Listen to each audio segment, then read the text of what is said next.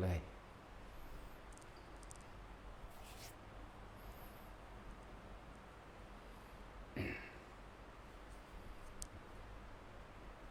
โอ้มากเลยเว้ยถาม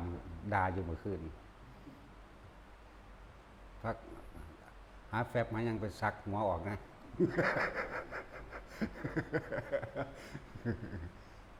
ผงซักผ้าบอกบุญกินเขาเห็นมาอยู่ว่าสมือนี่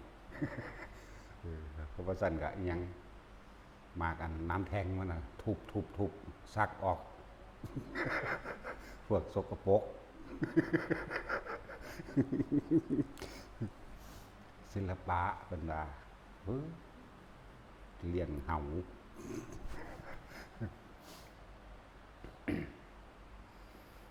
ตอบคำถามจากแท็กซี่ก็ที่ว่ามีในพระไตรปิฎกเล่มไหนสวรรค์ไม่มีกระเทยหรือนรกกับบ่มีสวรรค์กับบ่มีพรหมโลกกับบ่มีเด้อหรือว่ากระเทยไม่อาจสามารถบรรลุทำได้ในขณะที่มีชีวิตอยู่ในพระไตรปิฎกเล่มไหนอยู่ในอภิธรรมว่าด้วยหมวดแห่งพระบุคลาบัญญัติไปอ่านเอานะกระเทยห้ามบวชทั้งสิอยู่ในพระบุคลาบัญญัติเด้อไปอ่านเบิ่งในหันในหนังสือเล่มนั้นมันดึงถอดออกมาเฉพาะอภิธรรมเกียรติล้วนๆเลยแต่ว่าบ่แม่นถ้าสิพูดถึงว่าแล้วคนที่แสดงอภิธรรมเกียรติใดมีเพียงพระพุทธเจ้าเท่านั้นส่วนพระสาวกที่แสดงนั้นน่ะเรียกว่าไม่ละเอียดไม่แตกฉานแต่ว่าก็ได้แนวทางอยู่เด้อเพราะธรรมบทนี้บ่ได้แสดงที่โลกมนุษย์แสดงที่ดาวดึงส์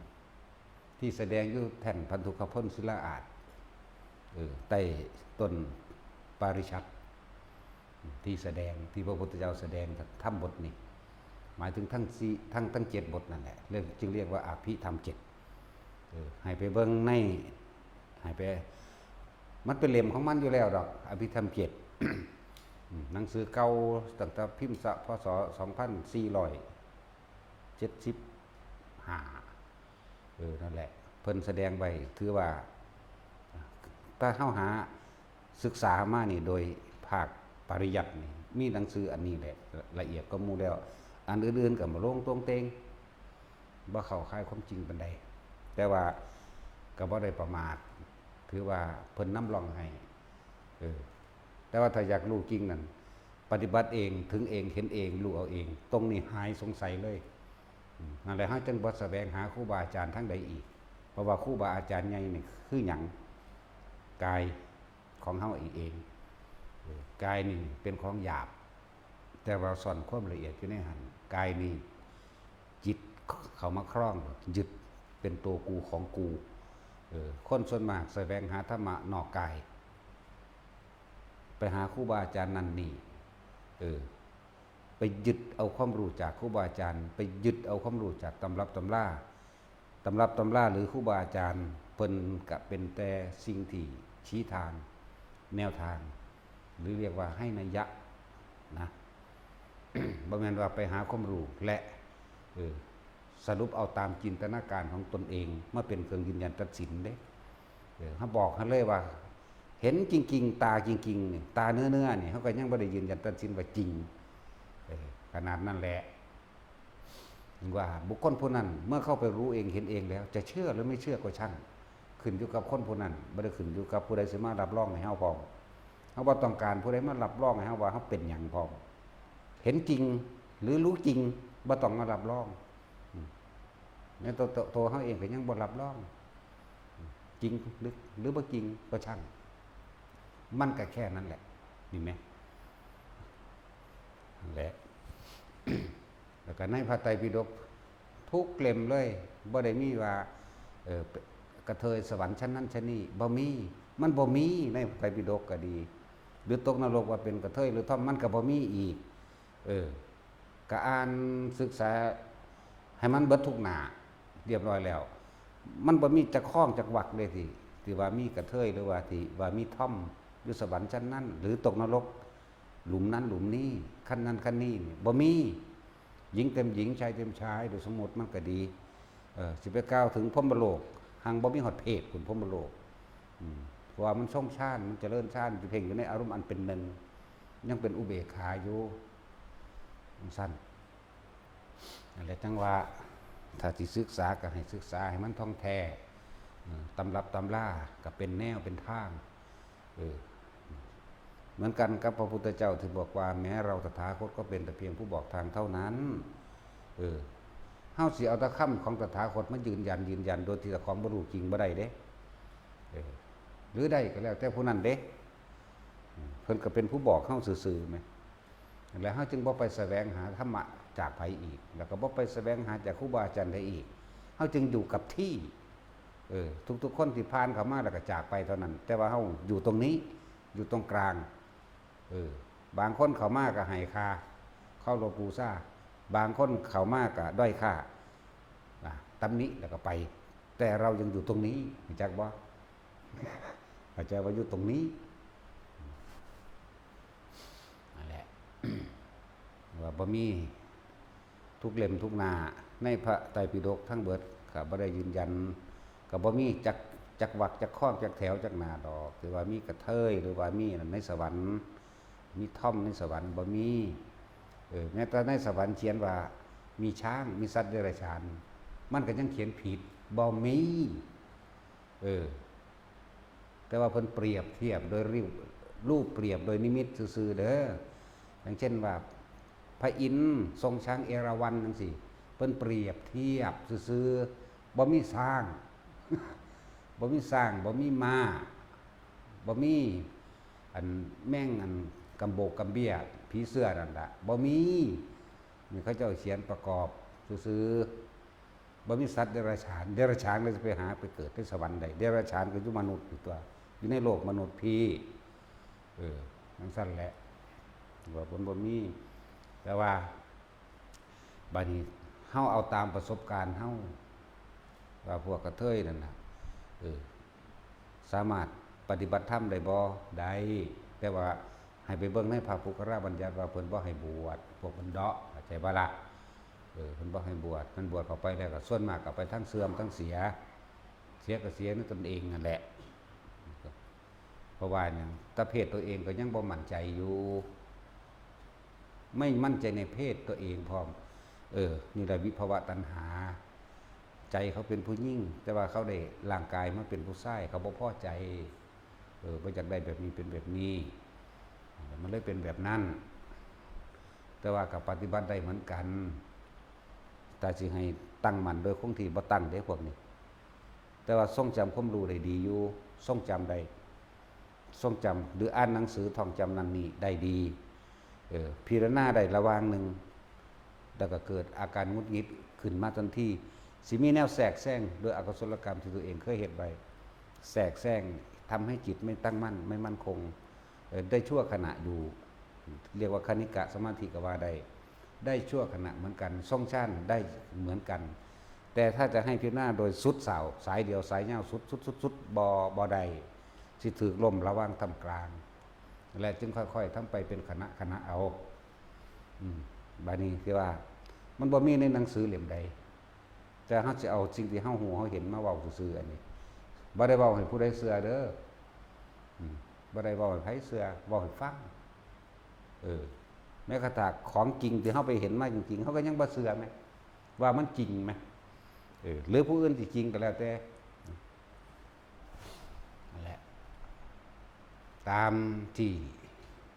บ่ว่าสิไปท่องเที่ยวตามนรกต่างๆก็สร้างบ่มีกระเทยบ่มีท่อมบ่มีหญิงเต็มหญิงชายเต็มชายสวรรค์ก็เหมือนกันหญิงเต็มหญิงนะชายเต็มชายบ่มีอย่างนี้แม้สัตว์เดรัจฉานที่ว่าอยู่สวงสวรรค์อย่างเช่นเขาเขียนว่าช้างเอราวัณเป็นพาหนะของพระอินทร์ก็บ่แม่นเด้อนั่นเป็นเนรมิตอันเกิดจากบุญจริตของเขาเจ้าสามารถเนรมิตได้แม้กระทั่งว่าเทพบุตรองค์นั้นมีนางฟ้าเป็นบริวาร 1,500 นั่นก็เป็นนิรมิตเข้าใจบ่ล่ะนิรมิตเอามักผู้ใดมันก็เกิดเป็นรูปผู้นั้นเอาได้เลยเข้าใจว่าล่ะแต่ว่าเป็นตัวจิตวิญญาณจริงเป็นคนไปร่วมกันจริงๆมีบ่มีแต่บ่มีเหมือนมี เอายกตัวอย่างหนึ่งตัวเดียวนี่พระอินทร์บ่รอดอีกแล้วพระอินทร์มีเมีย3นี่คือภูเขาสมัครรักใคร่ไปตามกันถ้าสิว่ามีเมียหลายในลักษณะนั้นว่าเป็นบาปตกนรกคือบ่เป็นสัตว์เนาะ คือขึ้นสวรรค์อยู่คือมีเมีย3อยู่แม่นบ่ล่ะเอาเดี๋ยวนี้ละเอาองค์ปัจจุบันนี่แหละองค์อินปัจจุบันนี่แหละเพิ่นก็คิดรู้ไว้แล้วล่ะว่ารอดอีกแล้วกูมื้อนี้ นั่นซั่นแล้วแต่ว่าที่เป็นบริวารมีบ่มีในลักษณะว่าพ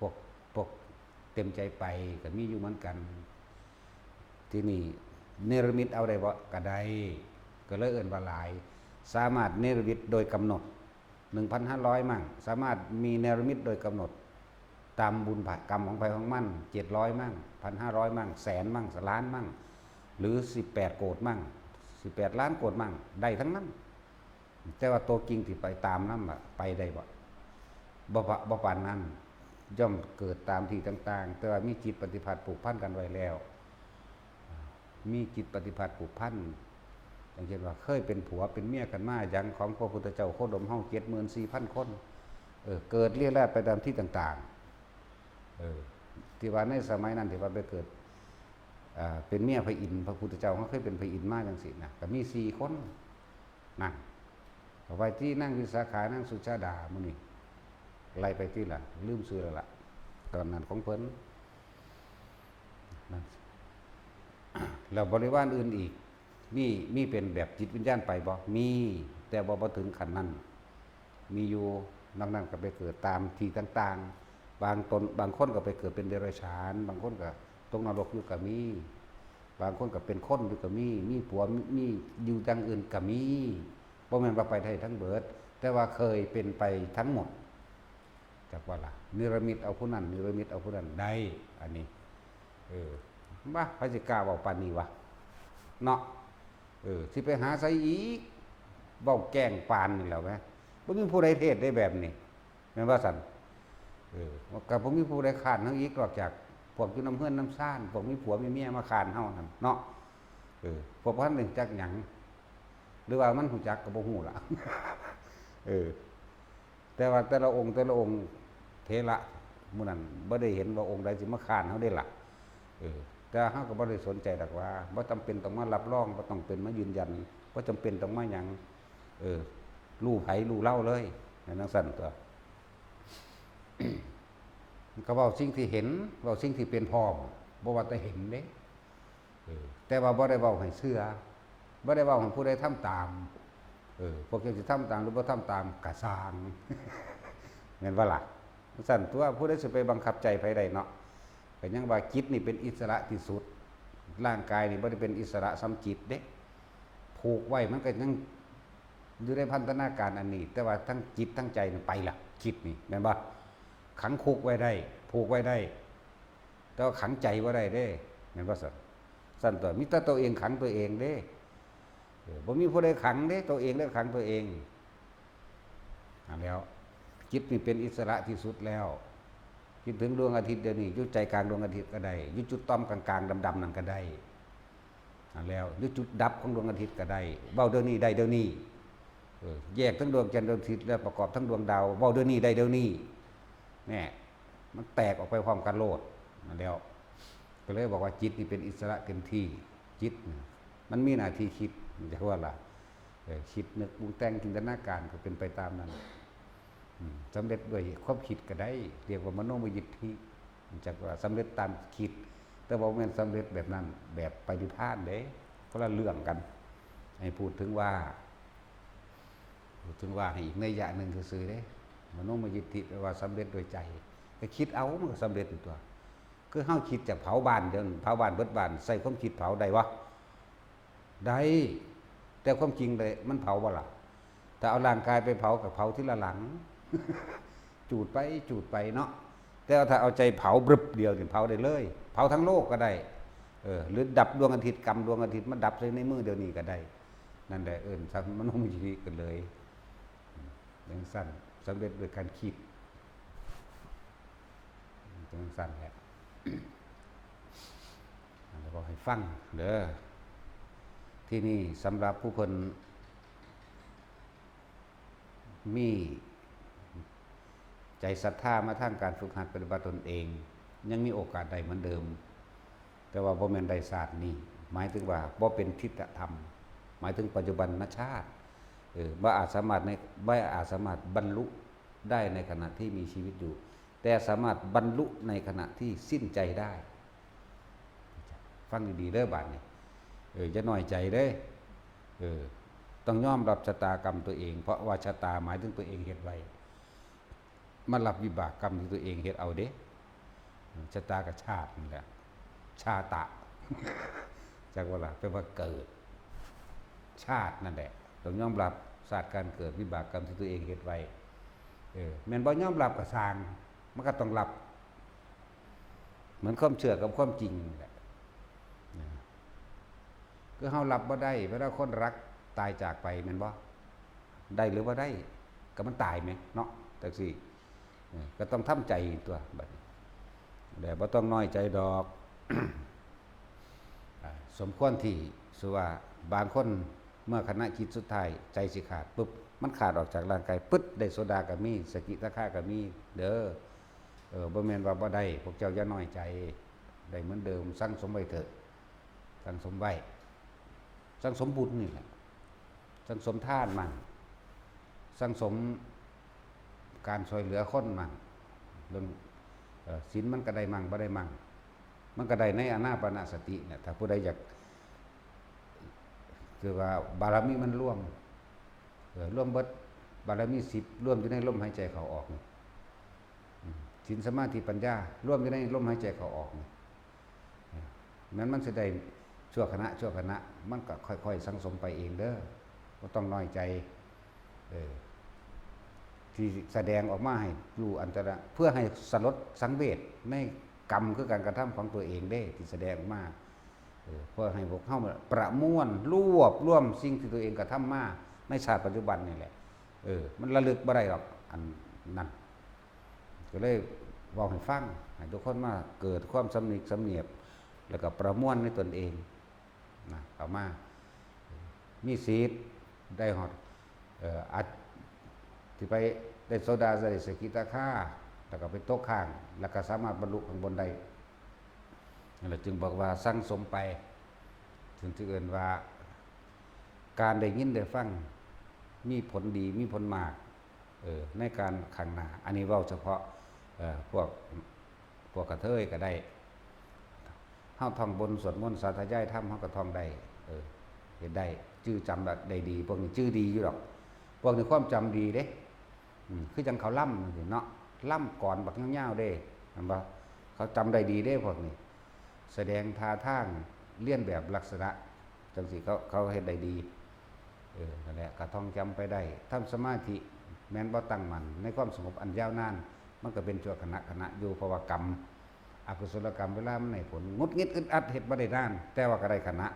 อันโตขณะนี่แหละบัดจิตสุดท้ายมันสิเป็นของมันเองดอกเฮาบ่ได้เป็นผู้มีหน้าที่ว่าเฮาสิบรรลุเฮามีหน้าที่สร้างเหตุเข้าใจบ่ล่ะอาจจะสงบได้ชั่วขณะหนึ่ง1 นาที5 นาทีก็เอาละเสียมันยาวนานตลอด24 ชั่วโมงแล้วเป็นอัปปนามันยากอยู่เพราะอกุศลกรรมมันยากมันบ่ได้เลยไปบ่ต้องว่ามันยากดอกว่าเนาะมันอย่างนี้อัปปนาเนี่ยมันแปลว่ามันเป็นสมาธิเต็มภูมิเด้อมันเป็นของมันจังสันอยู่ตลอดแช่อยู่อย่างนั้นนะพวกเฮาก็มีคณิกะอุปจาระตัวอุปจาระน่ะตัวกรรมก็มาแทรกจักบ่ล่ะอกุศลกรรมมาแทรกเป็นนิมิตแทรกนี่เป็นแบบนี้หรือว่ามีสิทธิ์บรรลุข้างบนเอาเด้อบัดตายพวกเจ้าก็ได้คือกันแหละบัดตายน่ะมันสิหญิงชายเต็มชายหรือเป็นกระเทยหรือทอมตายเสมอกันคือเก่าตัวเนาะจังซั่นแหละแล้วก็เฮาก็เบิ่งในพระไตรปิฎกมันมีอยู่บ่มันมีบ่เอาผู้ใดอ่านมันแล้วก็สรุปประมวลออกมาเอาตัวมีอยู่บ่กระเทยบรรลุธรรมมีบ่แน่มึงบ่ต้องมาใส่หัวมึงบ่เคยอ่านนั่นน่ะเล่มเดียวก็บ่ทันได้จบอยู่เบิดชีวิตนี่มึงก็สิจบอยู่บ่เล่มนั้น เนาะมึงต้องมาว่าบ่จะมาว่าหลวงกูกูก็อ่านจนจำหยังบ่ได้แล้วตอนนี้เลิกอย่างนั้นแล้วเนี่ยของจุฬานี่อ่าน3-4 เที่ยนึงดอกอ่านเบิดทุกเล่มเด้บ่มันอ่านเล่มเดียวเด้ของมังคุดก็อ่านประมาณเดียวกัน5 เที่ยวแต่ว่าของอันสอธรรมภักดีนี่เป็น10มันม่วนมันม่วนเด้เขาเจ้าปรุงแต่งใส่หลายเด้อสั่นเบ้อแสดงอันว่าด้วยฉัพพรรณรังสีเพราะบุญกรรมอันเกิดจากการสร้างเหล่านี้ว่าด้วยอย่างเสริมกันหลายๆแต่ว่าก็ม่วนดีก็คิดไปขาคนทั่วล่ะเนาะแม่นบ่ดีกว่าโอ้ยกูขาแมงก็ว่าอันบักหายดีกว่าบ่ล่ะสั่นตัวแล้วศึกษาเอาจากรู้ว่าในหมวดใดพระปุกราบัญญัติเด้ออยู่ในอภิธรรม7พุทธพระคาถาพระคาถาวัตถุไล่ไปเรื่อยๆลืมละลบสุดท้ายโดยพระมหาสติปัฏฐานนั่นแหละเป็นบทสุดท้ายมันแต่จากฮู้ว่าอยู่หมวดใดก็คืออยู่ในหมวดของพระปุกราบัญญัติมีเบิดอยู่ในหั่นแหละ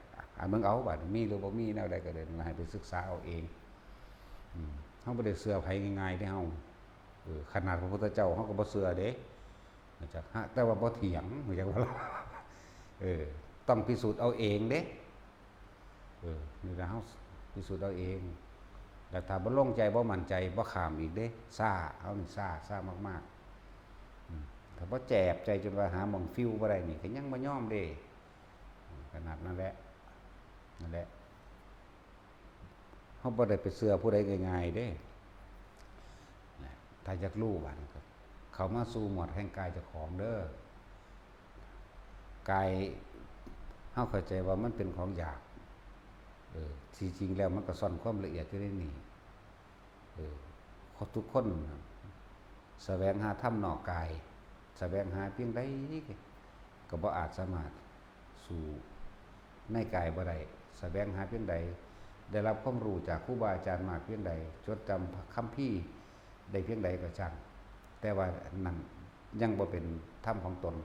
แล้วก็บ่ถึงของจริงพอยังบ่ได้ความจริงนั่นแหละจังว่าแต่ละคนเด้อกายนั่นแหละ 84,000 พระธรรมขันธ์ก็ออกจากกายตัวเดียวเลยเป็นของหยาบก็จริงแต่ซ่อนความละเอียดอยู่ในนั้นของละเอียดสิ่งที่สวยงามดุจดังดอกบัวมันก็เกิดจากโคนตมนั่นแหละโคนตมเด้พูดเป็นนอมากตั้งแต่ขี้ตมอยู่คนส่วนสิใหญ่ขึ้นมาได้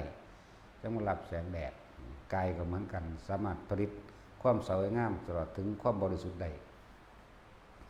กายเหมือนกัน ท่านจะหนีออกจากกาย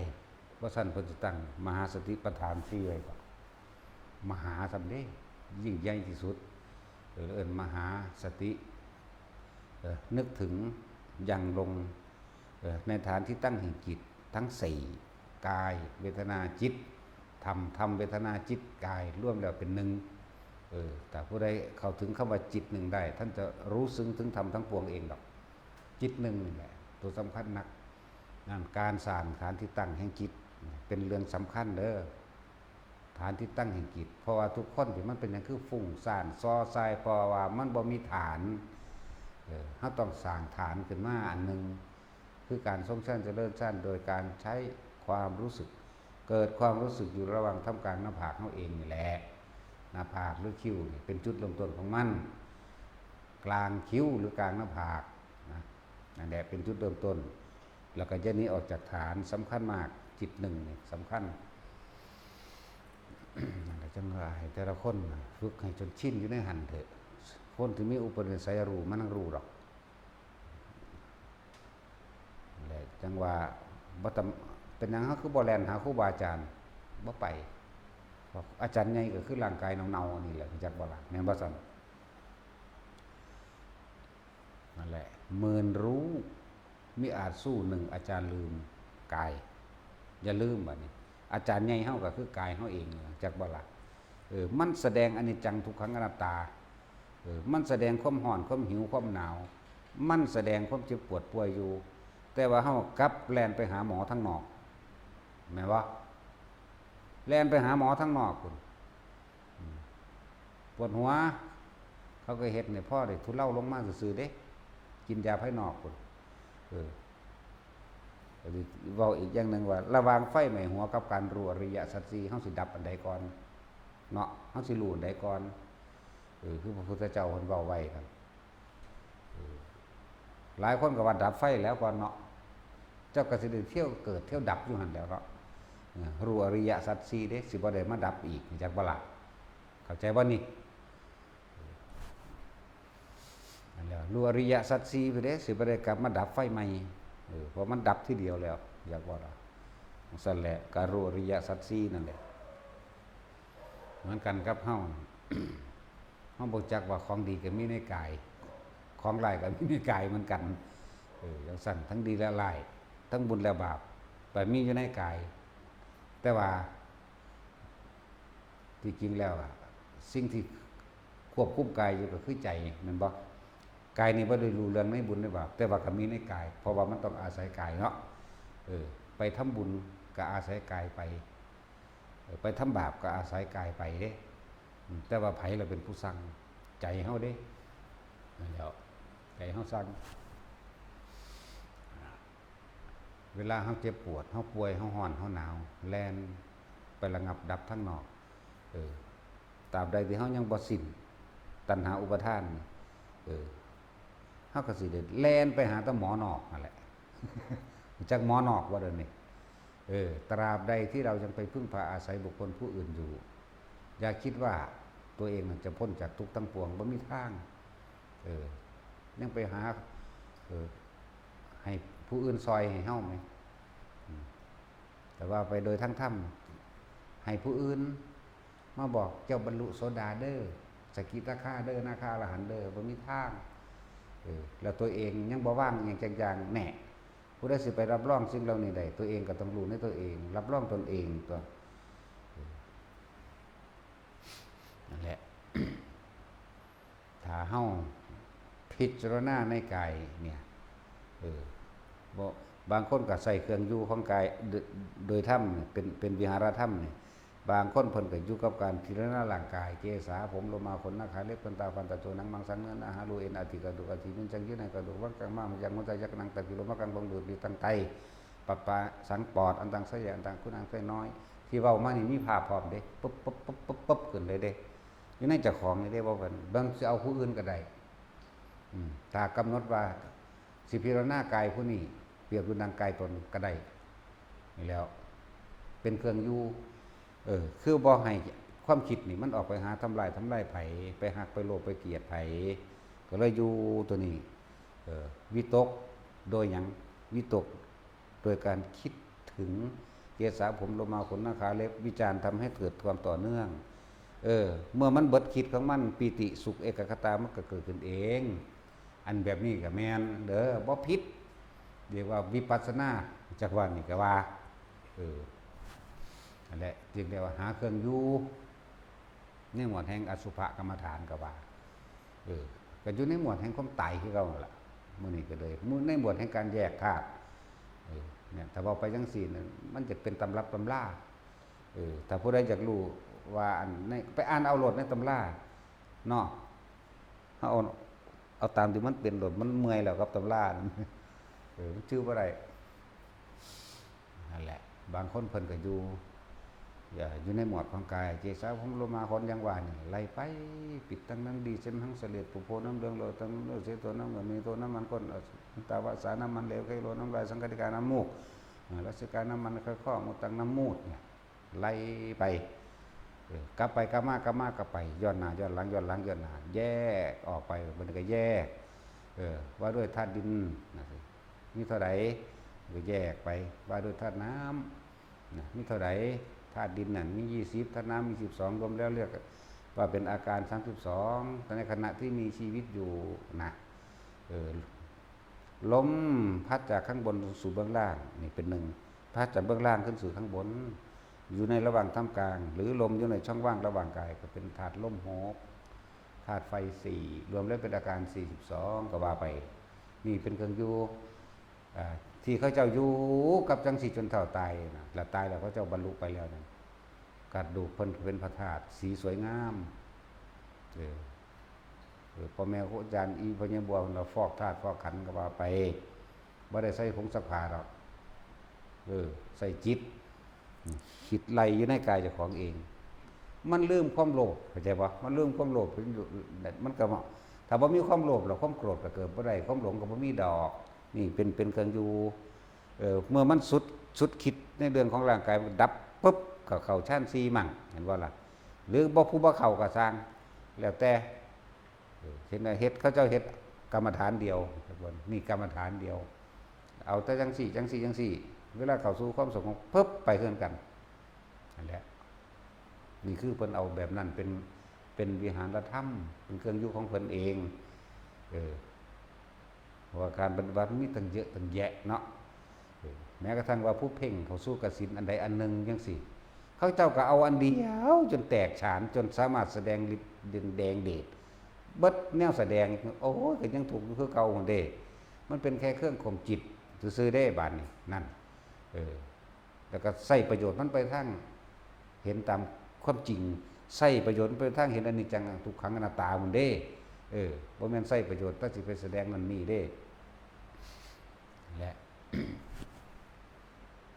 พวกนั้นก็คือสิมันก็บ่หายสงสัยดอกเพราะว่าการได้คำตอบจากผู้อื่นนั่นมันจะยังมีความสงสัยอย่างอื่นไปเรื่อยๆเข้าใจบ่ล่ะถ้าตัวเองรู้เอาเองแล้วมันบ่มีสงสัยดอกนะแต่ว่าคือว่าหลายคน อยากให้ผู้อื่นยืนยันให้เนาะบ่ได้ยืนยันเด้บอกให้ฟังเด้อเอาบ่เคยยืนยันตัดสินว่าไผเป็นไผใดๆทั้งสิ้นแม้กับตัวเฮาเองยังบ่รู้ว่ากูก็บ่ฮู้ว่ากูเป็นไผคือกันเนาะเข้าใจว่านี่บ่เป็นหยังเรียกว่าบ่เป็นหยังแล้วแต่ผู้ใดสิใส่ชื่อให้มันเป็นเขาว่าไอ้สัตว์จังซี่ก็เป็นจริงของเขาเด้ยังดีอยู่เด้คำว่าสัตว์นี่เฮาเลือกได้ เข้าใจว่าตัดสินเจ้าได้นี่เจ้าสิเลือกเป็นช้างก็ได้ สัตว์เลยเนาะเจ้าสิเลือกเป็นคนก็ได้เจ้าสิเลือกเป็นเทวดาเป็นพรหมก็ได้สัตว์มันบ่ได้ตายโตได้เลือกได้คำว่าสัตว์แม่นบ่ซั่นแต่ว่าไอ้เหี้ยนี่เลือกบ่ได้ มันจำกัดแล้วไอ้เหี้ยแน่มึงต้องเป็นตะแล่นอย่างเดียวเป็นเหี้ยอย่างเดียวได้นั่นน่ะมึงสิเป็นแนวอื่นอีกบ่ได้แต่ว่าไอ้สัตว์เนี่ยดีอยู่เพราะว่าเขาเลือกได้จะไปเครียดเขาเด้เขาว่าไอ้สัตว์เนาะจะเป็นมากก็เป็น ตัดสินระหว่างเป็นมากก็เป็นอันนกเจ้าสิเลือกเป็นหยังบอกจักอย่างโอ้บ่มีสมอง สั่นตัวได้หยังนอลองเป็นหมดก็เป็นพวกเจ้าสิเอาหยังย้ายอันย้ายหยังก็คือลืมชื่อละเด้นี่ย้ายให้น้ำพัวนั่นมั้ยฮะย้ายไทบ้านนั่นพ้นเมืองลึงมั้ยจะต้องหวดเนาะเห็นหน้าเด้อมันก็ชื่อบ่ได้เด้สิบอกให้เด้อ จะต้องหวดระวังเป็นหมดกับเป็นพวกเจ้าสิเอาหยังเอาหยังดีเฮาซั่นถามกันกับยายล่มเขาว่าเป็นหมดดีก็อยู่เด้เนาะซั่นยายล่มว่าอุ้ยเป็นไส้เดือนทางดีมันเย็นเป็นจังไดล่ะพวกในพวกมีสมองอยากว่าล่ะบ่คิดมาก ยายล่มถึงจะเป็นนั่นไส้เดือนจนตัวใหญ่ๆจังลงไปกินดินได้เลิกว่าซั่นโอ้นั่นแหละพวกมีสมองหลาย ต้องบ่มีสมองคือตัดสินบ่เอาหยังจักอย่างตัวแล้วสนใจต้องหวดโอ้ค่อยอยากเป็นหมดก็เป็นหมดดีกว่าว่าซั่น คือการสรุปพร้อมได้คนโอ้ยเด้อเมื่อยซื่อๆเป็นตะศูนย์บ่แม่นบ่ตะศูนย์เด้มันบ่ทันเนาะสั้นแล้ว ยังสิอยากเป็นอยู่ความเป็นนั่นแล้วถ้าเขาจะให้ค่าจักว่าล่ะคือเฮามาปฏิบัติธรรม เวลาเขาว่าพ้นไปแล้วพวกนางฟ้านางสวรรค์แม่นของเขาตัวก็เป็นสติเนาะก็เขาให้คาแนวใดก็เป็นแล้วแต่เขาตัวแต่ของสิไปเป็นหยังคือเขาว่าเฮาเป็นนั่นเป็นนี่ไอ้สัตว์นั่นน่ะหังดีจังมีช้อยเลือกพรหมกษัตริย์เด้แม่นบ่ล่ะเทวดากษัตริย์เด้พ้นออกจากความเป็นสัตว์มีประเภทเดียวคือบ่เป็นหยังเท่านั้นเด้แต่ว่าไอ้เหี้ยเนี่ยแม่มึงบ่ได้จำกัดในกูแล้วโลดโอ้ยหากินได้ขี่ขันขากเน่าอยู่หั่นบ่หากินของตายของเน่าอยู่พอซั่นนี่บ่แต่ว่าเป็นเหี้ยเนาะสั่นตัวก็ยอมรับโลดรู้จักหัวตัวเวลาคนด่านั่นแหละผู้นั้นแหละเป็นแยกว่าล่ะเวลาเขาด่าภาพนึกอารมณ์ออกโตเขาว่าผู้เขาว่าน่ะเด้แยกว่าล่ะผู้ใดอยากอันไปในทางดีก็ว่าโอ้ยอันบักอรหันต์ใหญ่เอ้ยบางสิก็ขึ้นไปทางดีอยู่เด้นั่นแต่ว่าบ่แม่นว่าโดยความมันอิจฉาริษยาหรือว่าก็กระแทกแดกดันเด้เว้าด้วยความดีแยกว่าล่ะโอ้ยเพิ่นเป็นอรหันต์เด้สิเนี่ยเจ้าก็น้อมไปทางอรหันต์เองเนาะว่าซั่นเพิ่นสิว่าให้คิดดีบ่ละอกุศลมันก็เป็นกุศลตัวนั้นน่ะโอ้ยพระโสดาเอ้ยบางสิก็อยากไปกะขอนก็สิได้เป็นโสดาไปทำในตะเวเนาะโอ้ยพวกนางฟ้านางสวรรค์เว้าอีหลีตามออกจากความรู้สึกจริงอันนั้นแหละ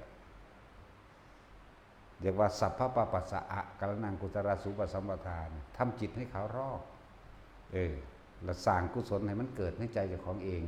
คิดแต่แนวดีๆก็เว้าออกแต่แนวดีๆออกจากความรู้สึกจริงๆของตนพวกเฮาเวลาโมโหน่ะเคยรู้จักบ่เวลาเฮาด่าคนโอ้ยโคตรแม่โคตรพอมเอ้ยสันดานหมานี่เนาะตัวเองก็บ่ทันเป็นได้นั่นตอนนั้นแม่นบ่เอาพุ่นไม่คิดถึงหมานะหมาขี้เหี้ยนพร้อมทั้งหิวพร้อมผู้นั้นมันออกจากความจริงของผู้นั้นเด้นั่นน่ะนี่ทุกของจริงเด้มึงตายตอนนั้นมึงก็ไปเป็นอันนั้นเด้ล่ะสัตว์นรกตาดูนตาแดงขึ้นกัดแขวกัดข้างขึ้นเนาะตอนนั้นมันกำลังใหม่ในนรกตัวเองได้ใหม่ก่อนนี่แหละไปให้ค่ากับสิ่งใดตัวเองก็เป็นสิ่งนั้นเด้อก่อนออกจากความจริงใจนี่มันสิเป็นแบบนั้นจริงๆเด้คนเฮาเวลาโมโหมันออกอีหลีนั่นแหละออกจากความจริงคือตัวเองเป็นเองได้จังเว้าสิ่งเหล่านั้นเว้าสิ่งจังให้ผู้อื่นเป็นคือเจ้าของกำลังเป็นแม่นบ่เอาโอ้จังถามไปดอกแม่นบ่เอา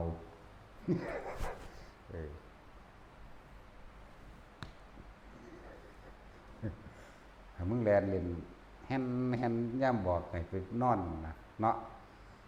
ปานนั้นว่าให้เลียตัวมึงเลียตัวแมงเด้เลยบอกพ่อกับแม่มันเฮ็ดออกมา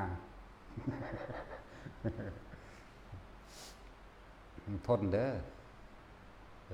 เขาเอิ้นตบหัวแล้วตบปากพร้อมบ่รูปหลังเลยตบหัวตบปาก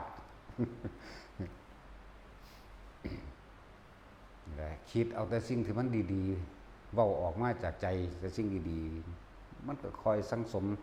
สิ่งที่มันเป็นกุศลคือบ่กังวลคือบ่ร้อนในขณะคิดก็บ่กังวลร้อนในขณะพูดอยู่หรือผ่านไปแล้วทั้งอดีตอนาคตบ่กังวลบ่ร้อนเลยก่อนพูดหรือว่าขณะที่พูดหรือหลังที่จะพูดไปแล้วมันบ่ได้ไปกังวลร้อนหยังอีกเด้เอิ้นว่าสร้างสมอารมณ์อันเป็นกุศลก็จังซั่นแหละเวลาสิด่าคนโอ้ยอันบักนิพพานว่าจังซี่โดดมันจังสุดเนาะบ่ต้องเป็นหยังโอ้ยบักนิพพานเลยโลดเด้อเว้าด่าดูเข้ามันก็เองดอกมันก็เป็นเองดอกเพราะซั่นสิเอิ้นว่าสร้างสมสิ่งที่มันดีบ่เนาะสิ่งที่มันบ่ร้อนกังวลบ่เนาะพระพุทธเจ้าก็สอนว่าบ่ให้คิดแนวที่เป็นอกุศลเข้ามาให้คิดเข้ามาคนเฮามันก็เป็นไปตามสิ่งที่ตัวเองคิดเด้ความคิดกับอารมณ์เกิดขึ้นพร้อมกันโดดแม่นบ่ล่ะมันสั้นตัวถ้าคนบ่ฝึกแล้วปุถุชนคนหนาเป็นแบบนั้นอยู่แล้วมันก็เว้าความจริงที่มันเป็นออกมามันคิด สร้างอีนั่นอีนี่แต่มันก็จะเอาความเห็นของมันออกมาแสดงเอง ว่าเขาเป็นอย่างนั้นเขาเป็นอย่างนี้นะว่าล่ะจินตนาการที่ตัวเองจิตมโนนึกภาพมันบ่วิญญาณความรู้สึกบ่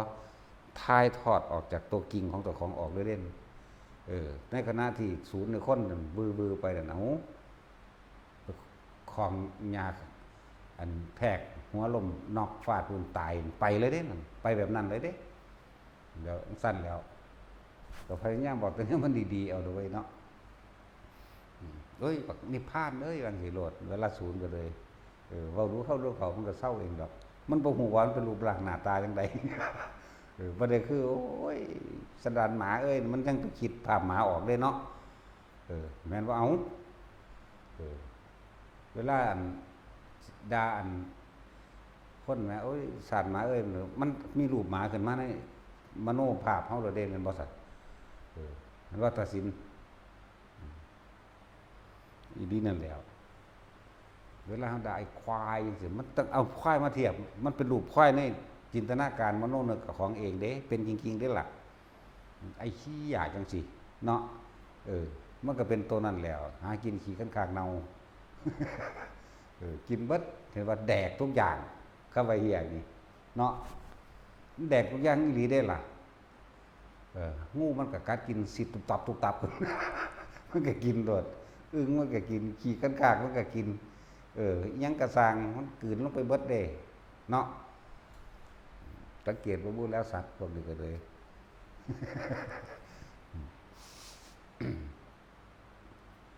ปูมีจะขา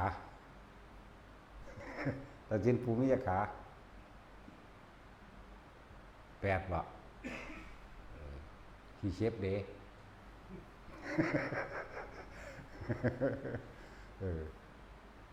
กิ้งกือเด้เคยนับวันถ้าเกิดมานี่น่าจะเป็นหลายล้านซากบวกล้านโกดพร้อมสิบ่เคยนับพวกนี้เนาะ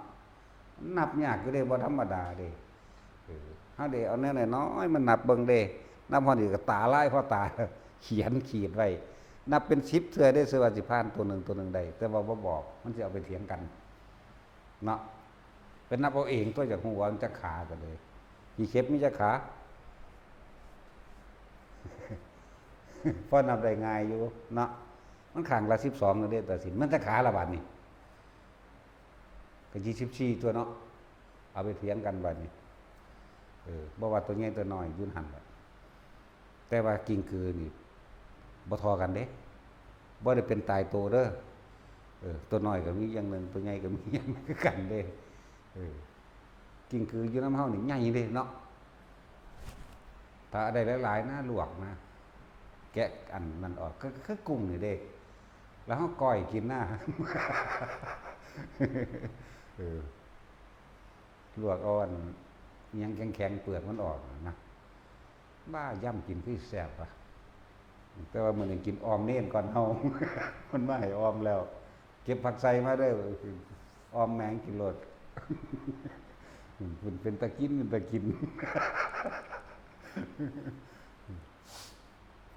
ออมเน้นมี2ตัวเอาตัวนั้นกูสิออมใส่กันโลดบาดนี้แต่ว่าพ่อเหยียบเอาไก่เอาหมาน้ำทางไปมาออมใส่กันเนาะตัดสินหมาตัวนั้นโอ้ยเวลารถตัดสินไปมันตั้งเกตใส่เด้มันนอนอยู่ขากลางทางแล้วมันก็เหยียดข้านซะก่อนเด้ก่อนสิอย่างนี้แล้วก็แนมตาตัดสินอีกบ่เฮ้ยท่าทายก็อย่างบอกว่า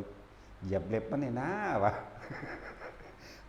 เพราะสัตว์เฮ็ดมันหมาแดดเดียวไว้ให้อีหมาลีกินมันแย่งกันกินอยู่กับบักต้นเฮาสังเกตธรรมชาติเฮาบ่ได้เชื่อไผแม้กระทั่งสัตว์มันมีจักแข้งมันมีจักขาเฮาก็ยังแนมเบิ่งธรรมชาติของสัตว์มันก็บอกเหตุการณ์ล่วงหน้าได้คือกันเด้อเหมือนกันกับมดแดงคาบไข่ขึ้นข้างบนเห็นบ่ฝนตกโลดเนาะมดแดงที่คาบไข่ขึ้นข้างบนเฮาก็สังเกต2มือ3มือเขาฝนตกเป็นแบบนั้นแบบนี้คือปลาน้ำลึกไต่ทะเลขึ้นมาแหละมันจะเกิดหยังก็สึนามิมั่งหรือแผ่นดินไหวมั่ง ลักษณะนี่ก็สังเกตธรรมชาติเอาตัวของเฮาบ่มีย่านนะมีย่านเดียวตะหำนั่นแหละ แรงสั่นจ้ะแท็กซี่ก็มีย่านหน่อยย่านหลายตัดสินเท่าแดก็ย่านหลายต้องไปตามยิโปย่านหลายว่ายิโปแต่อย่างว่าบ่ยิ้มได้อีหานกันเลยซึ่งลึงงานละตุ้งปุ้งอยู่นั่นแหละธรรมะทั้งหลายทั้งแหล่ทั้งมวลคำว่าธรรมะนี่คือความจริงเอาความจริงเด้มาเว้าเดี๋ยวนี้ก็เลยบ่มีแนวเว้าเล่นได้ดิมีแต่เว้าจริงเว้าหัวก็จริงเด้ด่าคนก็จริงนั่นแหละคือเอาความจริงมาเว้าบ่แม่นเว้าให้เชื่อเด้เว้าให้ทุกคนไปพิสูจน์ผู้ใดอยากรู้ว่าในอันนรกมีกระเทยบ่มีท่อมบ่ตายไปลงไปเบิ่งที่บัดนี้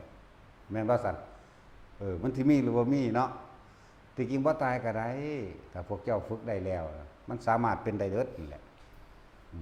อยากรู้ว่าสวรรค์มันมีบ่มีกระเทยมีท่อมบ่เพราะนั้นก็ตายไปเบิ่งก็ได้ ก็ไปพิสูจน์เอาตัวเนาะตามที่เฮาเห็นมานั้นบ่มีเด้แล้วก็ว่าสร้างเอราวัณเป็นว่าสิมีสร้างไสใดว่าสร้างอันเป็นพาหนะเพื่อเอาไปเลี้ยงหม้องใด พาหนะไปอินนามันบ่มีเด้ล่ะเดี๋ยวก็ว่าเทพนั้นเทพนี้ขี่ม้าใช้ก็เอาไปเลี้ยงหม้องใดบ่มีเด้อพวกวิษณุทั้งหลายนี่เวลาพระอินทร์ใส่ไปเฮือนไปเห็นนี่มันเป็นนิรมิต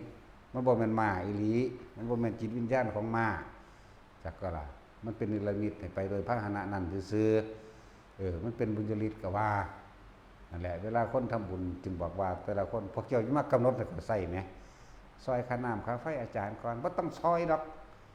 ท่านมันขาดมือโลดเนาะท่านซื่อๆนี่แหม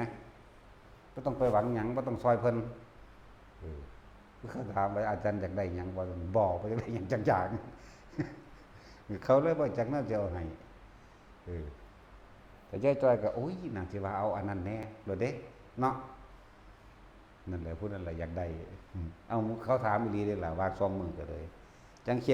ยนบอกว่าจังได้หยังจักอย่างพวกเจ้าอยากได้หยังพวกเจ้าเฮ็ดเอาเนี่ยเขาสิเข้าใจความหมายบ่เด้ออยากได้หยังถ้ามันมีมาเฮาก็เฮ็ดประโยชน์ทางอื่นไปก็ไผสิเข้าใจว่าเป็นประโยชน์หรือว่าเป็นกระสร้างได้บ่งั้นเฮ็ดไปซื่อๆนั่นแหละ คือจังเฮาเฮ็ดถนนหนทางเอานั้นเอานี่ให้คนจังซี่น่ะเป็นประโยชน์หรือเพิ่นประโยชน์แล้วแต่ผู้ใดสิให้ค่ามันเด้เฮาบ่สนเด้เฮาเฮ็ดไปซื่อๆทำเฉยๆเข้าใจบ่ล่ะพวกให้ทานก็คือกันอย่ามากำหนดกฎเกณฑ์ว่าอันนี้ค่าน้ำค่าไฟซื้อสังกะสีค่าสังกะสีค่ากระเบื้องบ่ต้องเฮ็ดมาโลดบ่ต้องมากำหนดเพิ่นใส่ดอกเพิ่นใส่ไปเองเป็นอยู่ อันซอยค่าน้ำมันก็บ่ต้องนี่จักว่าล่ะพวกเจ้าก็สิได้แต่ย่านพาหนะไปสะดวกอยู่แต่อย่างอื่นอาจจะบ่มีนะก็เลยว่าท่านทั้งเบิดบ่ต้องไปหวังสิ่งใดตอบแทนแล้วก็บ่ต้องไปกำหนดว่าเพื่อนั้นเพื่อนี้แต่สังสมมันหลายแล้วมันเกิดกลายเป็นมุจลิตอยากได้รองเท้าก็ได้รองเท้าอยากได้รถก็ได้รถอยากได้ของประดับประดาทองคำฝังเพชรก็ได้นั่นแหละสะสมไปเมื่อมันมากแล้วก็เป็นไปได้ทั้งเบิดเป็นตามอำนาจใจที่จะเฮาอยากให้มันเป็น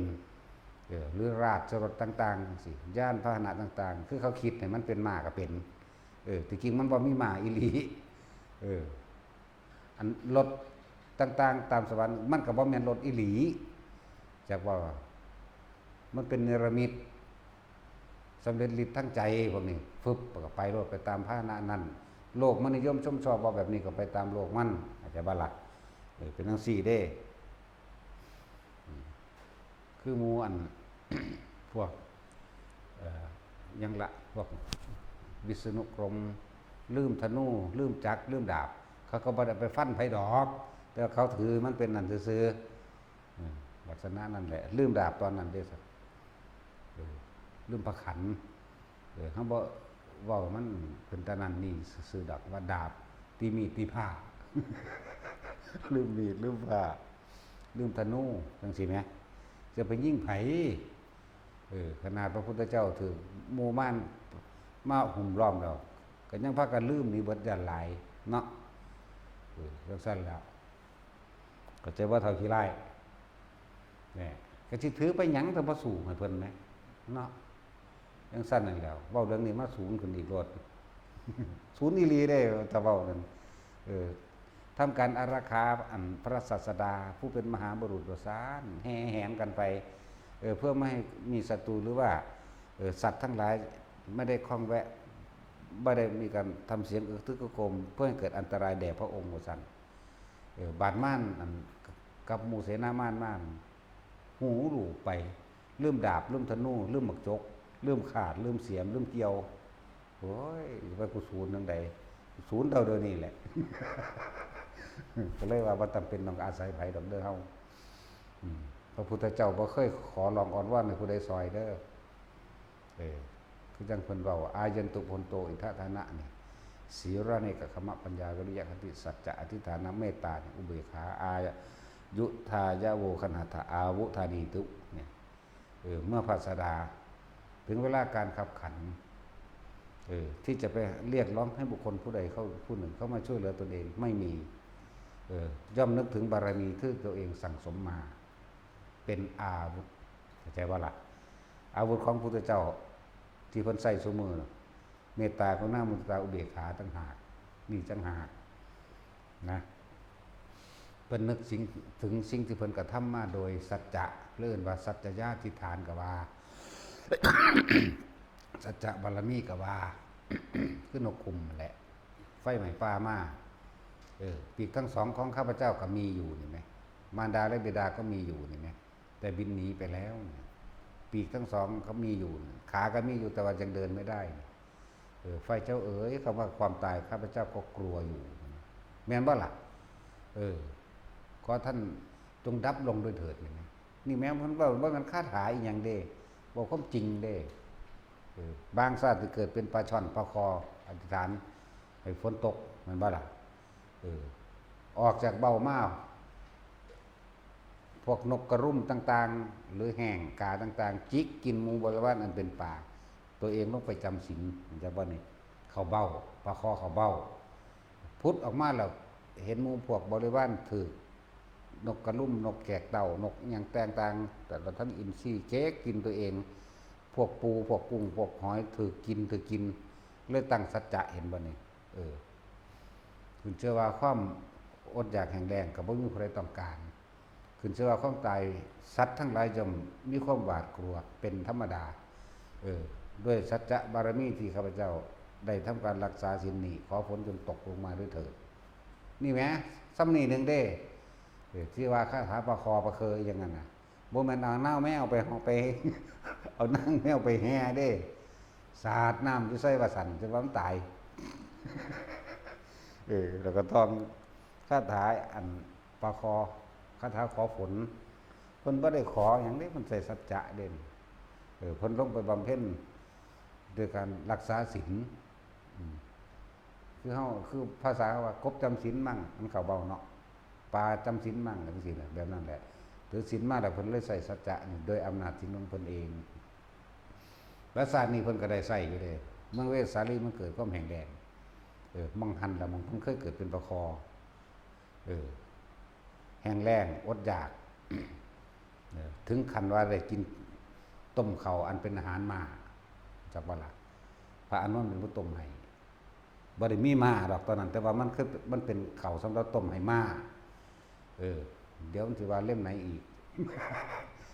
ข้าวสำหรับต้มให้มาเขาอดอยากเขาบ่มีข้าวทานแล้วเขาเลยเอาข้าวอาหารที่เป็นของม้านี่อันเป็นข้าวดิบๆนี่ถวายได้พระอานนท์พระอานนท์ก็มาไว้แต่ต้มให้พระพุทธเจ้าอันนี้ครับผมบ่แม่นว่าเพิ่นอดอยากด้วยอาหารดอกแต่ว่าเพิ่นสิไปใส่สัจจะเพื่อให้เกิดฝนตกเป็นปกติเพิ่นก็บ่ได้อาบน้ำเด้เพราะว่าเพิ่นอาบน้ำซุมื้อเด้บ่ได้อาบน้ำซุมื้อเด้อาบมั่งบ่อาบมั่งเด้จังซั่นแล้วเมื่อนั้นเพิ่นเบิ่งแล้วเมื่อถึงเวลาแล้วกรรมทั้งหลายเรานี่พ้นออกไปแล้วแค่เมืองไว้สะดีนี่บ่ล่ะบอกอานนท์เอาผ้าอาบน้ำมาเดมือ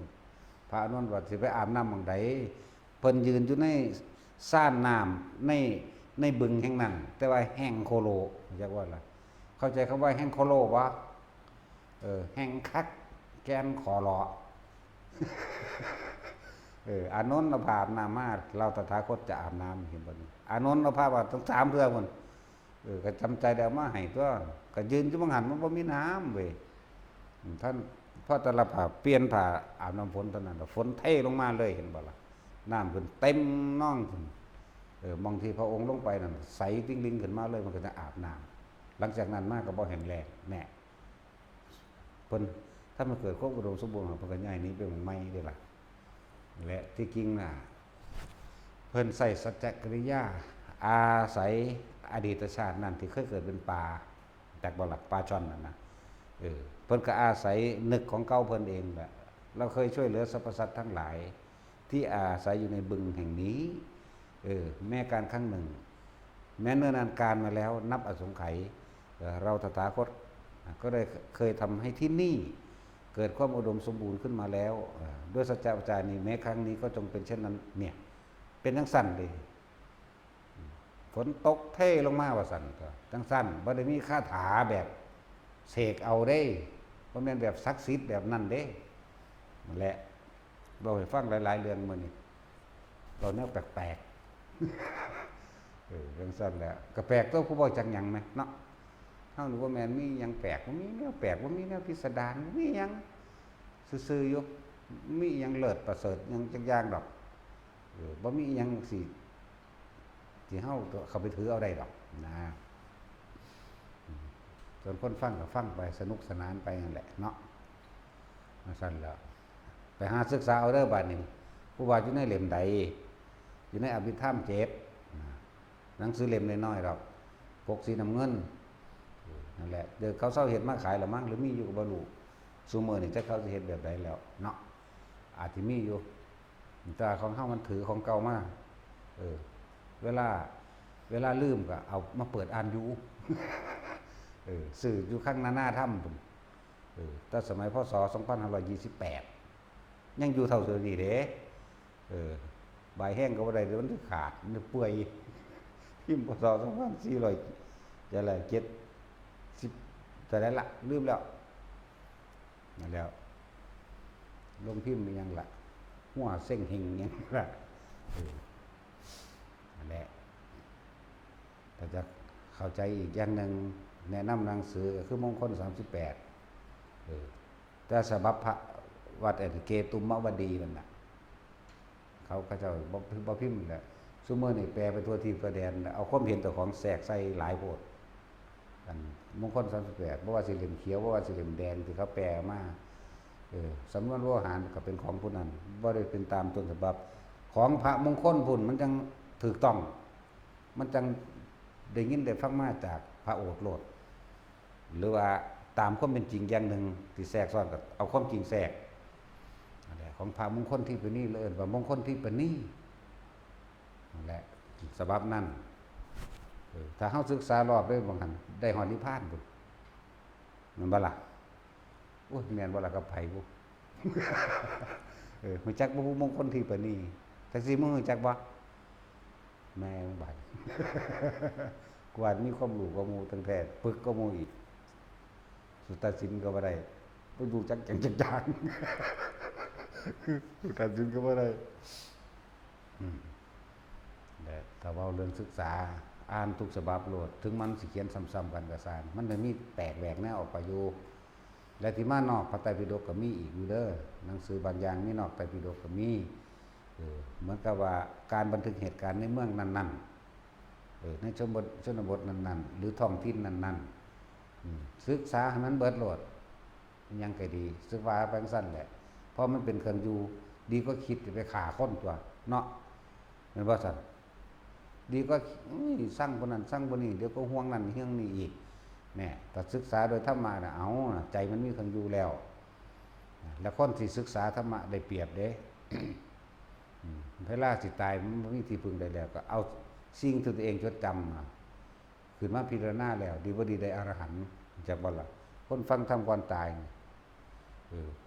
ห้วยเฮาก็สิฟังก่อนตายเฮ็ดหยังอันไอ้บาดสิตายเฮ็ดหยังเนาะเฮาก็ฟังแต่เดี๋ยวนี้แหละเว้ยทรงฌานไปพร้อมฟังธรรมไปพร้อมเออบาดสิตายมามันทังแล่นเข้าไปเองของมันดอกอย่าลืมว่าทุกคนสามารถเข้านิพพานได้ชาตินี้เบิดเว้นไว้แต่อนันตริยกรรมเด้อทั้งนั้นแหละอันเรื่องอันใดที่มันเล่าร้อนข้างบนจะไปคิดมาหาสแตกหยังเนาะอันนั้นอันนี้สิไปคิดหามันเฮ็ดหยังหาเครื่องอยู่ทรงชาตินี่มันอยู่ให้มันเป็นแต่จะหนีออกจากฐานอ่านหนังสือแน่ฟังเพิ่นเทศแน่นี่แน่สลับไปสลับมาตัวได้เปรียบนะคือเอานี่มันเหมาะกับชาวบ้านทุกๆคนที่ยังมีครอบครัวอยู่หรือทำงานอยู่นี่นะทรงชาติมั่งทรงชาติมั่งฟังไปมั่งบาดสิตายมากเมื่อมันจิตมันตั้งมั่นอีกแล้วมันก็พิจารณาเองเมื่อมันพิจารณาเองมันละใจขาดมันได้ตอนใจขาดก็มีเข้าใจว่าล่ะบุ้ยเข้าใจว่าล่ะสักถามไผเอาสมทาน